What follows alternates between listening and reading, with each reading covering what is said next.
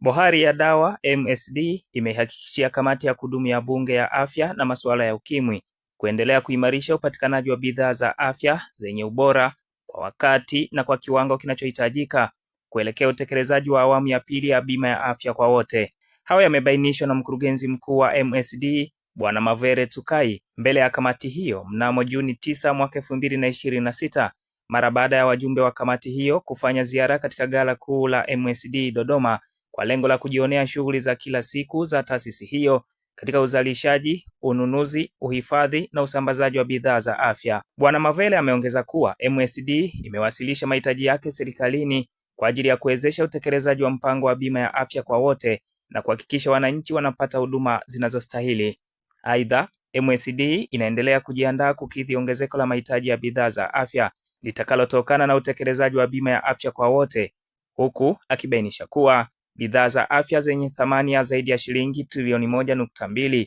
hununuliwa kupitia MSD na kusambazwa katika vituo vya kutolea huduma za afya nchini. Katika ziara hiyo, wajumbe wa kamati walipata maelezo kuhusu mifumo ya ugavi wa bidhaa za afya, hatua zinazochukuliwa kuhakikisha upatikanaji wa bidhaa hizo nchini, pamoja na mifumo ya udhibiti wa ubora inayotekelezwa kwa kushirikiana na mamlaka mbalimbali ikiwemo Mamlaka ya Dawa na Vifaa Tiba TMDA na taasisi nyingine za ndani na nje ya nchi. Kwa upande wake, mwenyekiti wa kamati ya kudumu ya Bunge ya Afya na masuala ya Ukimwi, Mheshimiwa Johannes Lukumai, ameipongeza MSD kwa kazi kubwa inayofanya kuhakikisha wananchi wanapata bidhaa zenye ubora na kwa wakati, huku akiitaka taasisi hiyo kuendelea kuimarisha mifumo yake ili kukidhi mahitaji yanayoongezeka ya huduma za afya nchini. Naye makamu mwenyekiti wa kamati hiyo, Mheshimiwa Dr. Zeyana Abdalla Hamidi, ameutaka uongozi wa MSD kuendelea kutoa elimu kwa umma kuhusu shughuli za taasisi hiyo ili wananchi waweze kufahamu thamani ya uwekezaji mkubwa unaofanywa na serikali katika kuhakikisha bidhaa za afya zinapatikana kwa uhakika nchini.